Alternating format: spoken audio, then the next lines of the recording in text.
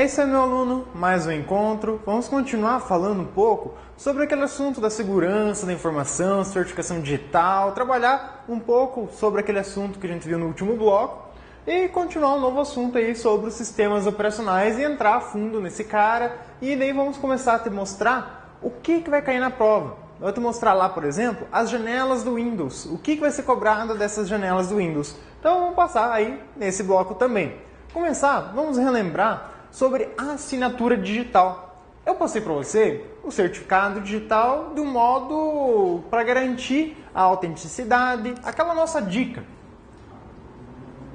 A disponibilidade, integridade, confidencialidade e a autenticidade, de modo independente, cada um garantindo a sua forma. O que era cada um desses conceitos?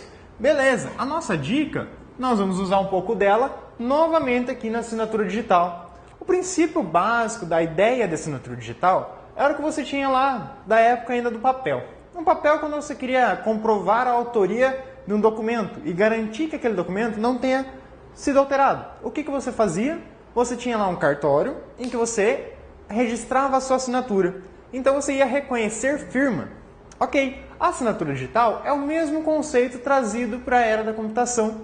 Então o que você tinha? Você pegava, registrava no cartório, e assinava determinado documento, e aí o documento você sempre assina na última folha, não assina? Ok, mas em cada folha do documento você fazia uma rúbrica para garantir que ninguém colocasse uma outra folha no meio do documento e alterasse totalmente o sentido daquele contrato, daquela cláusula que você fez ali. Ok, então você fazia uma rúbrica, mas a assinatura tinha que ser verificada lá no cartório, em que você tinha a assinatura registrada. A pessoa que ia ou você mesmo levava até o cartório carimbava e assinava, dizendo, essa assinatura, o documento é verídico, é autêntico. Foi realmente quem assinou, que tem registrado aqui. Quem diz ter assinado foi quem assinou. Então isso você vai ter também na assinatura digital. Ou seja, você quer garantir a autoria. Você não queria garantir lá atrás do cartório? Aqui na assinatura digital também quer garantir a autoria. E quando você fazer a rúbrica em cada página, você garante o quê? A integridade. Isso pensando ainda no papel. Mas no meio digital, você também tem que garantir esses dois conceitos, a integridade e a autenticidade. Então, como eu te mostrei no último bloco, como que era garantido a integridade? Através daquela função hash. O que era a função hash mesmo? Era o resumo da mensagem. Então, cuidado com a assinatura digital. Sabe por quê? Porque antes eu te mostrei a autenticidade como um modo de você garantir a autoria de uma mensagem. Só que, antes, a autenticidade era feita no documento inteiro, era criptografado o documento inteiro, a mensagem inteira a ser enviada. Agora, a gente está falando somente da assinatura. Então, na assinatura, você vai trabalhar com a autenticidade, vai usar a criptografia garantindo que você é o autor. Como? Agora, você tem lá a sua mensagem, escrita bonitinha, ok. Você vai gerar esse resumo, então vai usar a função hash, e gerar lá aquela sequência de 20 caracteres. Tem lá os 20 caracteres. Ok, esse é o resumo da mensagem. Você garantiu a integridade dessa mensagem através desse resumo. Mas a assinatura, ao contrário do princípio básico da segurança da informação, a autenticidade, que dentro da certificação digital era criptografado a mensagem, agora não. A assinatura, eu vou criptografar isso aqui, somente o código hash, somente aquele resumo. Por quê? Se eu for fazer criptografia em toda a mensagem, eu gasto muito tempo, o arquivo vai ficar muito grande. Então, eu vou pegar só esse resumo, que é menor, e vou assinar, eu coloco na minha assinatura, em cima desse resumo, do resumo somente. Então é só o resumo que é criptografado quando a gente fala em assinatura digital. Desse modo, garantimos a autenticidade e a integridade. É isso que é a assinatura digital. É um princípio simples, mas que é muito cobrado na sua prova. De que forma? Justamente em cima disso. Como nós vimos que a autenticidade, no princípio básico da segurança da informação, criptografa a mensagem, na nossa assinatura digital é diferente isso. É só o resumo. E é justamente nesse ponto que a sua banca vai cobrar de você. Então você tem que lembrar que esse cara aqui não vai sofrer alteração nenhuma. Então, quando você faz uma assinatura digital, você vai enviar essa mensagem, você envia a mensagem, é o resumo assinado com a sua chave privada. Ou seja, a chave privada de quem está enviando. Porque a autenticidade era garantida através da assinatura, usando a chave privada do remetente. O destinatário vai pegar a sua chave pública de quem enviou, vai pegar a chave pública de quem enviou, para conseguir abrir e verificar esse código. Vai gerar novamente o código da mensagem, o código hash, e vai ver, bate com aquele que veio assinado? Ok, bateu. Beleza, garantir que foi quem diz ter enviado, quem enviou realmente, e garantir que não houve alteração no meio do caminho do processo. Tranquilo? Isso resume o ponto final da nossa assinatura digital. Temos também a certificação digital. O que é? É aquele processo todo que nós vimos envolvendo aqui os nossos conceitos. Se resume a isso, a você contratar o serviço de chave pública e chave privada. Você fazer uma assinatura é isso, você contratar, pegar um certificado é isso. Você ter acesso lá à autoridade certificadora e fazer o registro. Então, como a gente viu no último bloco. Ok, agora nós começamos aí um novo assunto, relembrando lá do primeiro bloco ainda, onde que nós falamos do sistema operacional, mas agora de uma forma mais específica, de como a banca vai cobrar e sobre o nosso principal alvo, que é o Windows. Esse é o principal cara que vai cair na sua prova. O Linux também cai, mas de que forma? Ele vai cair sobre teoria, vai cair sobre os conceitos do Linux.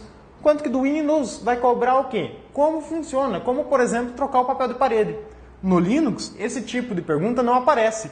Trocar papel de parede pode aparecer no Windows, no Linux não. Então é uma forte candidata aí a estar só se posicionando em cima do Windows. Beleza, só que quando eu falo do Windows, aí nós temos um problema de gerações. Nós temos aí no mercado vários computadores ainda em uso, com alguns Windows bastante distribuídos.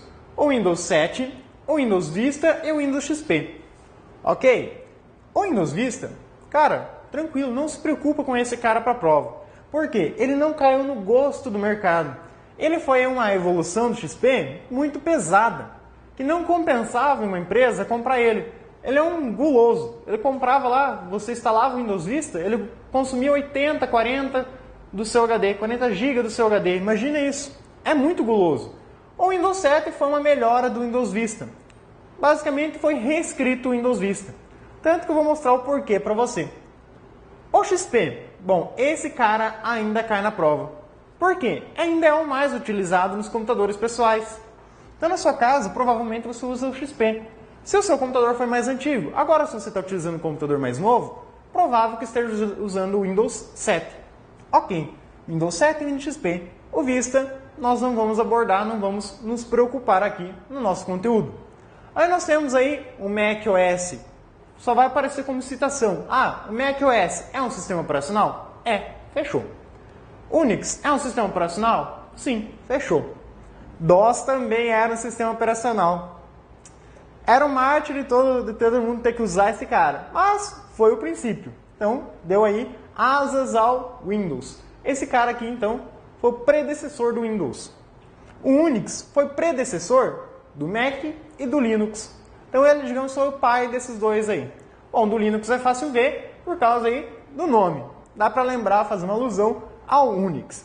Ok, mas quando a gente pensa no sistema operacional, nós temos que pensar em um princípio básico dele.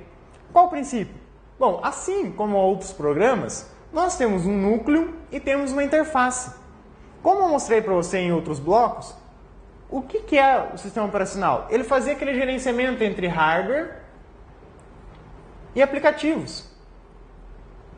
Então aqui você tinha o teu sistema operacional, essa camada do meio. Então, mais específico, o que é essa camada do meio aqui? Essa camada do meio é o núcleo do sistema operacional. Mas, para a sua banca, esse núcleo vai ter um nome bem específico. Para a sua banca, ele vai se chamar kernel. Então, o kernel é o nome dado a um núcleo do sistema operacional. Ponto. Você não precisa saber mais nada além disso na sua prova. Aí, como eu falei para você, só que por curiosidade, temos o Windows Vista e o Windows 7. Sabe qual que é o kernel do Windows Vista e do Windows 7? No Windows Vista, nós temos lá o kernel NT 6.0. E do Windows 7, nós temos o NT 6.1. Opa, mas não é o Windows 7? Não, ele só foi uma atualização do Windows Vista. Ainda é a versão 6. O 7 só foi uma estratégia de marketing para lançar no mercado. É somente isso. Ok. O Linux também tem um kernel. O kernel do Linux é o próprio Linux. Geralmente chamado ali de GNU Linux. Também pode ser encontrado dessa forma. Está lá na sua versão 2.8, 2.9.2, alguma coisa. Então você pode ver que ele ainda é uma criança perto da idade do Windows. Mas questão de versão é só uma nomenclatura, somente regras que a própria empresa define como vai ser feito isso. Então o nosso Windows ainda é a versão 6.1. Isso que é interessante você ter como curiosidade. Mas o núcleo é o cara que está trabalhando ali bem no meio, que faz todo aquele interfaceamento entre hardware e aplicativo, aquele que faz a comunicação, aquele que gerencia todos os processos. Mas o usuário precisa se comunicar com o computador, precisa ver. Por exemplo, você vai acessar lá o teu sistema operacional, você quer entender, quer achar recursos, ferramentas que te possibilitem trabalhar dentro desse sistema. Então você precisa de uma interface gráfica, que seja visual, usual, seja fácil de trabalhar. Então nós estamos falando da GUI. Marque bem esta palavra, porque a banca, por vezes, coloca justamente GUI na sua prova. Ela não coloca lá a interface, não, ela coloca GUI. Então GUI é interface. Mais específico, Graphic User Interface. Então você tem uma interface gráfica do usuário. Isso é uma GUI. Então, o conceito de GUI não é só você saber que interface. Nesse cara, a pergunta pode ser mais aprofundada. Por quê? No Windows, quando você está lá dentro do Windows, quantas GUIs você tem disponível? Apenas uma. E a curiosidade do Windows é que até o Windows XP, a interface gráfica dele não tinha nome. Era só interface gráfica. O que é essa interface gráfica? É você lembrar aqui, por exemplo, lá no seu Windows, você tem uma janelinha lá com uma barra embaixo, você tem ícones. Isso aqui é o quê? É uma janela do Windows. Mas observe que ele tem apenas uma barra de tarefas. É só uma. Tem os ícones distribuídos ali e um plano de fundo. Ok. Esse é o padrão da interface do Windows XP. Aí veio o Windows Vista. Essa ideia mudou? Continuamos tendo ainda apenas uma barra, continuamos tendo os ícones. Ah, surgiu nova aquela barra lateral lá. Lá o recurso que está no desktop. Não tem muito a ver com a interface. Ok, voltando. Aí saiu o Windows 7. O que teve de novidade no Windows 7? Foi melhorias apenas do Vista, então pouca coisa mudou de um para o outro. Ainda é o cara foco da nossa banca. Beleza. Windows 7. Mudou alguma coisa na cara inicial? Não. Vou mostrar para você que teve mudanças aqui com relação aos ícones. Mas a estrutura básica da interface, a ideia geral dela, não mudou. Agora, quando a gente fala em Linux, nós já temos aí várias interfaces. Então, nós temos aí várias GUI. O Linux não possui apenas uma, como o Windows. Então, o Linux ele possui várias. As duas principais do Linux são GNOME e KDE. Cada uma delas é uma interface própria do Linux. Cada distribuição Linux pode escolher trabalhar com uma ou outra ou ambas. Então, o sistema operacional do Linux pode ter lá para você escolher na hora que vai iniciar a sessão qual das interfaces você quer utilizar. Como assim? Quer um exemplo? Vamos aqui focar na GNOME. Eu mostrei para você a interface aí padrão do Windows. Ok, o GNOME, ao contrário do Windows, por padrão ele tem duas barras. Uma barra embaixo, outra em cima. Então ele traz duas barras. Nessa aqui, ele tem lá a opção aplicativos, tem lá a opção locais, tem lá a opção sistema. E aqui embaixo ficam os programas minimizados. No Windows era tudo num lugar só. E ainda, no Windows só tem um botão. Aqui são 3. Então esse aqui é o GNOME. É o nome do gerenciador de interface do Linux. Um dos. Temos aí também o KDE. Mas esses dois não são os únicos. Existem aí vários outros. Como, por exemplo, XFCE. Aí você tem o Fluxbox. Esses caras São outros exemplos para te mostrar que existem várias interfaces gráficas do Linux. Enquanto que no Windows, a gente só tinha uma. E o detalhe é que até o XP, ele não tinha nome assim como no Linux. Aí depois que eles viram que o Linux tinha bastante nome, eles falaram, pô, vamos dar um nome para a nossa interface. Aí no Vista e no 7, essa interface tem nome. É o Aero. Aquele responsável por aqueles efeitos gráficos que você tem na sua tela lá do Windows 7, que eu vou mostrar para você logo logo. Então esse cara é a interface gráfica. Esse cara é a GUI do Windows Vista e do Windows 7. Enquanto que a GUI do Linux, principais são GNOME e KDE. Então eu vou mostrar para você como que é feito cada um deles. Mas de quem? Apenas do Windows. Porque como eu falei para você e já falei antes, o Linux, além dele ter várias interfaces, eu já falei para você que ele tem várias distribuições.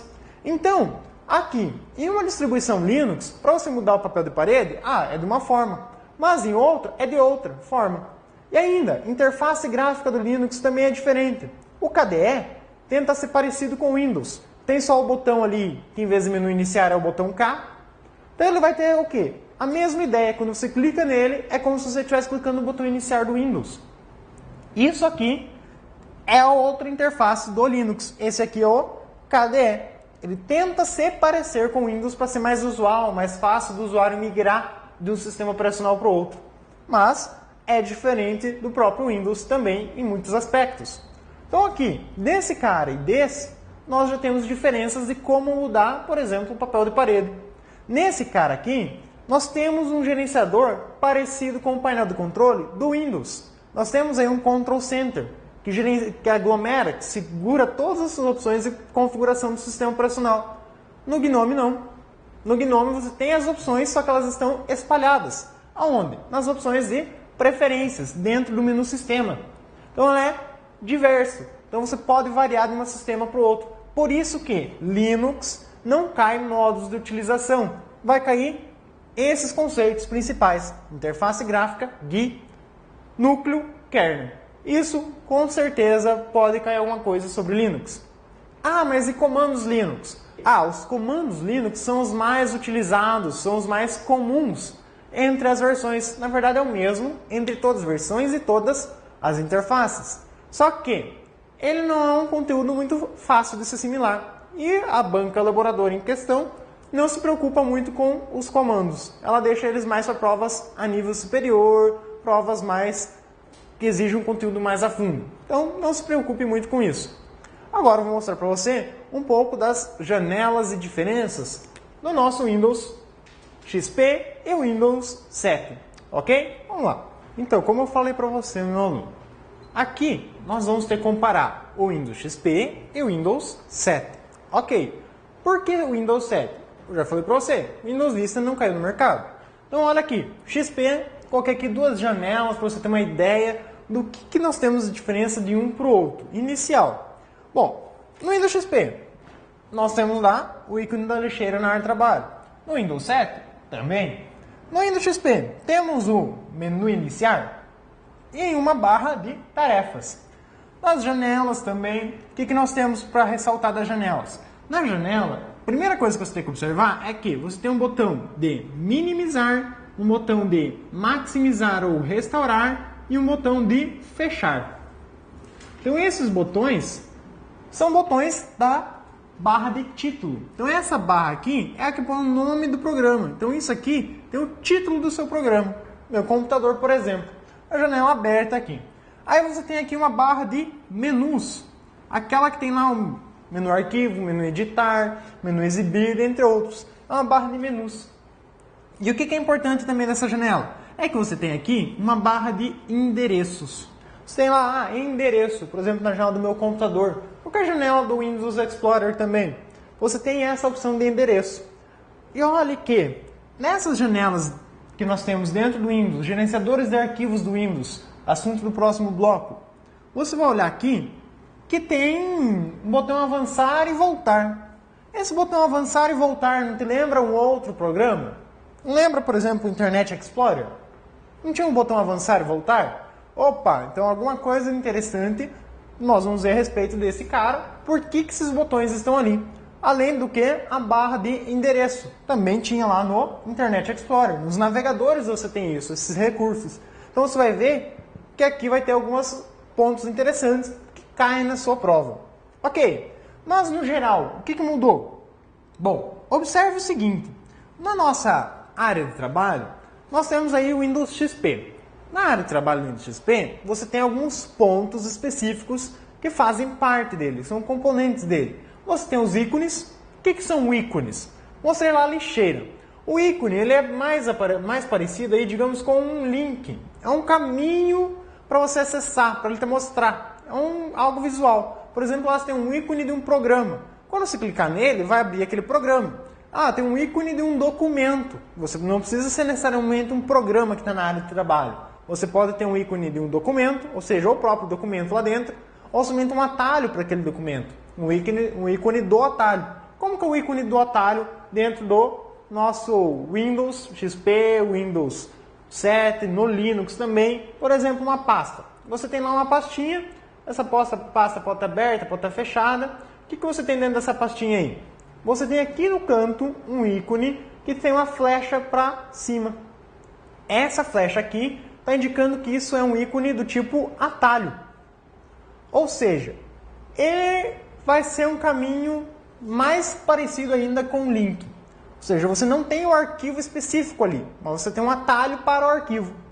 Mas é um ícone que está representado na sua janela. Então isso é um ícone. É, digamos, uma representação do caminho que você quer acessar. Do programa, do arquivo, da música, do que você quiser acessar que esteja no seu computador.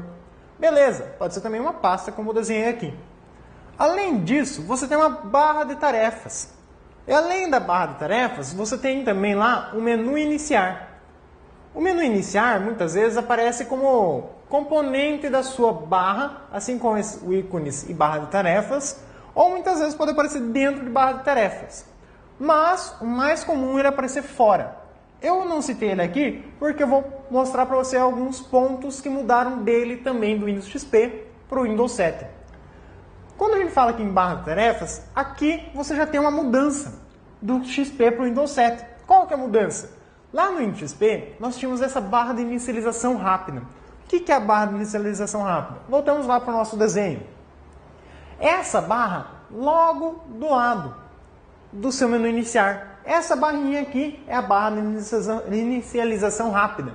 Você pode colocar ali ícones de programas, como se fosse a área de trabalho. Mas qual a vantagem de estar o ícone aqui na sua barra de tarefas, dentro da área da barra de inicialização rápida, ao invés de estar lá na área de trabalho? Qual que é a vantagem de ter aqui? Lembra que a barra de tarefas, por padrão, ela sempre fica por cima das janelas. Então ela sempre está sobre as janelas. Enquanto que a área de trabalho, as janelas podem estar sobre alguma coisa, sobre algum ícone, o que acaba escondendo. Então aqui é um atalho mais dos programas que você mais utiliza. É legal colocar eles ali. Então é como se fosse um ícone jogado aqui dentro. Aí você tem aqui um ícone mais especial. O que é esse ícone? Bom, aqui no quadro fica um pouquinho complicado de desenhar. Mas certamente você lembra desse botão aqui. Botão mostrar área de trabalho. Então esse cara, o que ele faz? Mostra a sua área de trabalho. Mas assim como ele mostra, ele oculta. Então esse cara aqui, ele sofreu mudanças do Windows XP para o Windows 7. E essa mudança é que a banca vai cobrar de você. Então vamos lembrar lá. O que esse botão mostrar a área de trabalho faz? Quando você pressiona ele, ou pressiona aí a tecla de atalho, janela do Windows, mais a letra D, que é correspondente a clicar nesse botão, ele minimiza todas as janelas que estão maximizadas. Atenção, ele só mexe com as janelas que estavam maximizadas. Minimizou, ou seja, mostrou o que você tinha na sua área de trabalho. O que você tinha na área de trabalho? Os ícones e a barra tarefas. E só. Os programas ficam minimizados aqui na área intermediária. Então essa área onde que mostra os programas minimizados é chamada de área intermediária da sua barra de tarefas. Então esses dois caras aqui, barra de inicialização rápida e área intermediária, eles se fundiram no Windows 7. Já vou chegar lá para você. Antes, vamos retomar a ideia do mostrar e ocultar. Esse mostrar e ocultar minimizou todo mundo. Se eu tiver programas aqui que já estavam minimizados antes de você clicar nesse botão, o que vai acontecer? Você vai clicar aqui para ocultar a área de trabalho, ou seja, restaurar o que você minimizou antes. Quando você clicar ali, a que já estava minimizada não vai voltar, somente a que foi minimizada por ação deste botão. Então é só essas que vão ser maximizadas novamente. Então esse é o botão mostrar a área de trabalho. O que esse botão se tornou no nosso Windows 7? No Windows 7, ele virou esse cantinho aqui. Lá você tem como se fosse um quadradinho a mais no canto da sua barra de tarefas. Esse aqui, quando você clica nele, é o mesmo que o botão mostrar a área de trabalho. A outra novidade desse cara é que, como o Windows 7 tem novos recursos, a interface gráfica, que tem lá o nosso Aero, como eu citei antes, o que ele traz de novidade no Aero?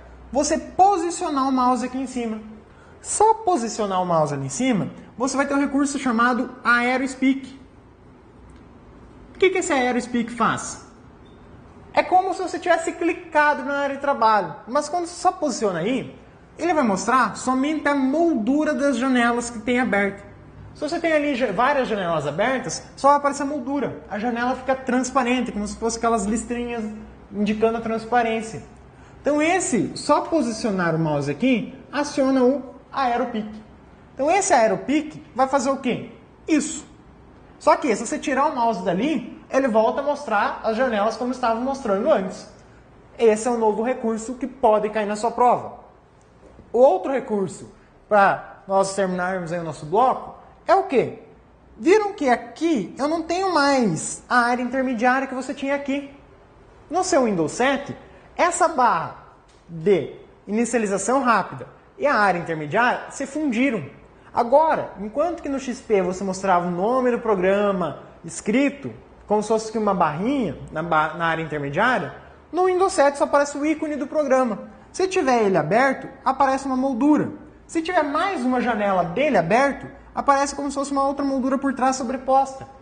Então está indicando que eu tenho duas janelas. Se eu tiver mais, aparece mais uma sobreposta ali no seu ícone. Então você fundiu a área intermediária com a barra de inicialização. Ou seja, você tem essas duas se tornaram uma.